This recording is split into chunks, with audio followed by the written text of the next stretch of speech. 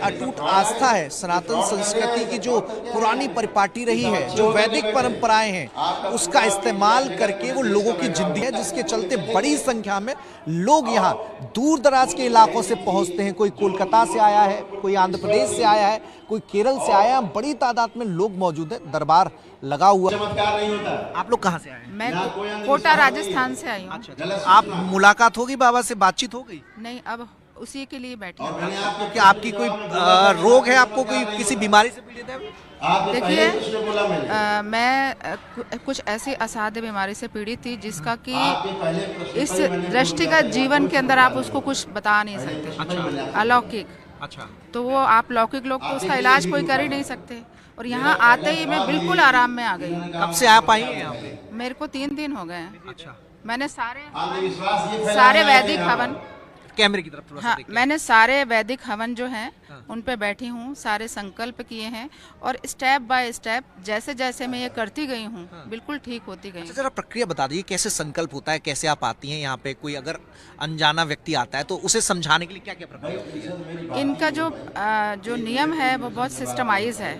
किसी भी यहाँ आने वाले भक्त को कोई प्रॉब्लम नहीं है। यहाँ पे आप आइए और आप रजिस्ट्रेशन करवाइए अपना। रजिस्ट्रेशन कराना होता है? कितना उसका पैसा देना होता है? देखिए, पैसा वैसा ये सब तो आप वहाँ से पता करिए। नहीं, जैसे आपने कराया हो 100 रुपये का एक टोकन लेना होता है, एक आपका कार्ड बनता है, बस। उसके बाद उनके प्रोसेस हैं, विधियाँ नियम के, उनमें आपको जाना होता है, और वो सब करके फिर आपको यज्ञ में बैठना होता है। यज्ञ हवन करके इनकी पद्धतियाँ हैं, मैं बताती हूँ आपको, रुकिए।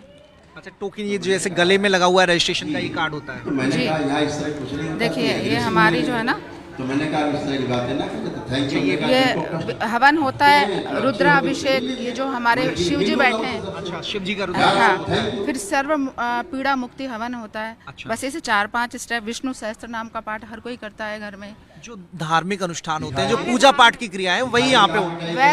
वैदिक जो क्रियाएं हैं हमारे शास्त्रों में दी गई हैं, सनातन संस्कृति का जो हिस्सा है। बिल्कुल, सनातन शास्त्रों में हमारी जो हवन की पद्धतियां हैं। देखिए, मैं एक एस्ट्रोलॉजर भी हूँ, और मैं जो है एक्यूप्रेशर की डॉक्टर भी बन रही हूँ। ठीक है, तो एक्यूप्रेशर में उसमें ज्योतिष शास्त्र जो है वो ये कहता है, ज्योतिष शास्त्र वो ये कहता है कि अगर आप जन्म लेके आए हैं तो 75% आपका प्रारब्ध है, और 25% आपके अपने कर्म हैं। अच्छा, एक नया कॉन्सेप्ट ये भी देखा कि ये आपके पितरों से आपको जोड़ते हैं, वहाँ से समस्याओं का हल तलाशते हैं। हाँ, बिल्कुल सहमत हूँ मैं।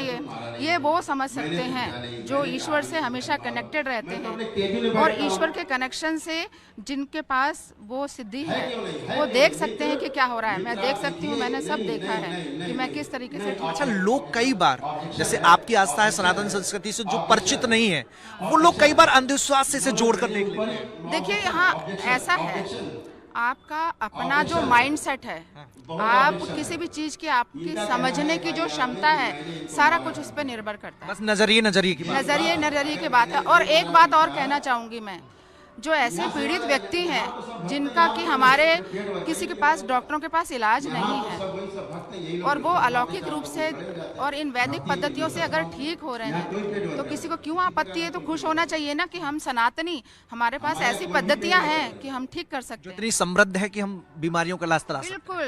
बिल्कुल। तो मैं बिल्कुल बैठ नहीं सकती थी। अच्छा, पैरों में दिक्कत थी आपकी? हाँ, ये ऑपरेशन बोले थे नागपुर के एलेक्सी हॉस्पिटल। अच्छा। और वो कार्ड में, और हमने फिर पहली बार, मेरे मामा का लड़का 2-4 बार किया, उसने बोला चल बाबा जी दरबार देखिए क्या होता है। इधर देखेंगे तो ज्यादा अच्छा लगेगा, सारे लोगों को पता चलेगा। हाँ, मेरा तो क्या है कि मैंने 1 डे किया जुलाई महीने में पहली दफा आई। हाँ। तो फिर हमने जो विधि विधान, जो संकल्प है माता जी के दरबार में, ये जो बताए ना, पहले 1 डे में माता जी के 10 महाविद्या का हवन होता पहला। मतलब लोग बड़े कंफ्यूज रहते हैं, इस वजह से मैं आपसे पूछ रहा हूँ कि कैसे अगर कोई अनजाना व्यक्ति आता है तो क्या प्रक्रिया होती है, क्योंकि कई लोग डरा भी देते हैं। नहीं, लोग देखो, अपनी हिंदू परंपरा जो है समृद्ध है, तो पहला 10 महाविद्या का हवन होता 2 घंटे माता के दरबार में। उसके बाद यहाँ पे ये क्या बोलते हैं, रुद्राभिषेक होता है। पीछे देखिए रुद्राभिषेक होता है, शिवलिंग यहाँ पर बनी हुई है, यहाँ पर रुद्राभिषेक करते हैं, बगल में हवन कुंड भी है। बगल में सर्व बाधा रोग मुक्ति का हवन होता, ये भी 1-1.5 घंटे चलता। उसके बाद विष्णु सहस्त्र नाम का हवन होता, और उसके बाद विष्णु सहस्त्र नाम के बाद फिर माता के दरबार में जाते हैं। वहाँ जैसे अष्टभुजा देवी है ना, अपनी माता जी, उनका पूजा होता, श्री सूक्तम होता, सब शास्त्रोक्त पद्धति से पंडित जी बहुत अच्छे से करते। मतलब जो हमारी पूजा पद्धति है उसी को 4 स्टेप में, पहले हवन, फिर उसके बाद रुद्राभिषेक, फिर हवन, फिर उसके बाद विष्णु सहस्त्रनाम हवन, तो ये इस सारी प्रक्रियाओं से गुजर के तो अपने आप आदमी ठीक होता। क्यों आप बोले पितरों का बोल रहे, आप 15 दिन मानते हैं ना पितृपक्ष के, आप हिंदू हैं ना, मानते ना, फिर अपन वो करते ना क्या सर्वपितृ अमावस क्यों करते? अपने जो शरीर से आत्मा निकल जाती, दिखती क्या, अपन आज मैं जीवित और गिर जाऊंगी, आप मुझे फेंक देंगे जला के, तो वो चीज कहीं ना कहीं घूमती रहती। अच्छा, लोग जो बाबा की वीडियो देखते हैं, मैं दोनों से आपसे भी सवाल पूछ लेता हूँ, बाबा की वीडियो देखते हैं तो बाबा बातें करते हुए दिखाई देते हैं किसी से, तो लोगों को लगता है कि ये किससे बातें कर रहे हैं, तो एक अंधविश्वास इस धारणा और उनकी स्ट्रॉन्ग हो जाती है। जो बाहर से देखते हैं, जो यहाँ पे नहीं आए, जो यूट्यूब में देख रहे हैं। देखिए, अगर आप इसको अच्छी तरह से समझना चाहते हैं ना, तो जब आप कभी आपको जैसे शारीरिक कोई पीड़ा होती है, जैसे कि फ्लू हुआ, बुखार हुआ, तो आप बाबा के पास आइए, आप खुद एक सेट एग्जाम्पल होंगे उसको समझने का। खुद की समस्या होगा ना, खुद बनिए, खुद संकल्प करिए, खुद आप देखिए यहाँ आके, आप ये माइक को मत, आप खुद जैसे खुद को खुद का अनुभव ज्यादा वो चोरी से वीडियो बनाते, क्या बोलते हैं उसको, वो स्ट्रिंग ऑपरेशन, तो आप खुद करिए और फिर देखिए। आप ये माइक और कैमरा मत लाइए। नहीं, मैं देख रहा था काफी सारे लोग थे, मैंने वहाँ पे देखा कि वो उठ नहीं पा रहे थे, लेकिन यहाँ पे तुरंत मेरे सामने सेकंड नहीं लगे उन्हें उठने में। हाँ, नहीं सही बात है। पुण्यों को बढ़ाया जाता है, वैदिक पद्धति से हमारे पुण्य बढ़ते हैं और उस पुण्यों की ऊर्जा से हमें लाभ मिलता है, उन बीमारियों से जीतने का क्षमता मिलती है, अपने आप को स्ट्रेंथ मिलती है खड़ा करने की। इच्छा शक्ति बहुत मजबूत होती है। सर, आप कहाँ से आए? मैं राजस्थान कोटा से हूँ। अच्छा, साथ में ही आप? हाँ, साथ में। क्या अनुभव है आपका? बहुत अच्छा अनुभव है। बाकी ये जो यहाँ चल रहा है मीडिया का, उससे काफ़ी लोग तो यहाँ परेशान हो रहे हैं। तो किसी की फ्लाइट है, किसी की बस है, और किसी का बच्चे हैं छोटे जो परेशानी में 3-4 दिन से रुके हुए हैं, रोज़ मीडिया वाले आ रहे हैं। और आप समझ रहे हैं, इससे बहुत सारे लोग जो यहाँ के बारे में नहीं परिचित हैं वो भी जानेंगे, उन्हें भी फायदा मिलेगा। देखिए, बाबा जी पे जो इल्ज़ाम लगाया जा रहा है यहाँ पे कि मारकूट करते हैं, क्या किए, ये बिल्कुल गलत है। बाबा तो कांच के अंदर बैठते हैं, 20 फुट दूर आदमी बात करता है, ऐसी कोई बात नहीं, अफवाह उड़ा रहे हैं। ये कोई पॉलिटिकल मामला है जो भी। देखो, डॉक्टर जब 50 लाख 75 लाख, देखिए ये तमाम जो श्रद्धालु है, देखिए बाबा का जो प्रवचन चल रहा है, जिस पैटर्न से वो इलाज कर रहे हैं, देखिए बहुत सारे लोग हैं जो आए।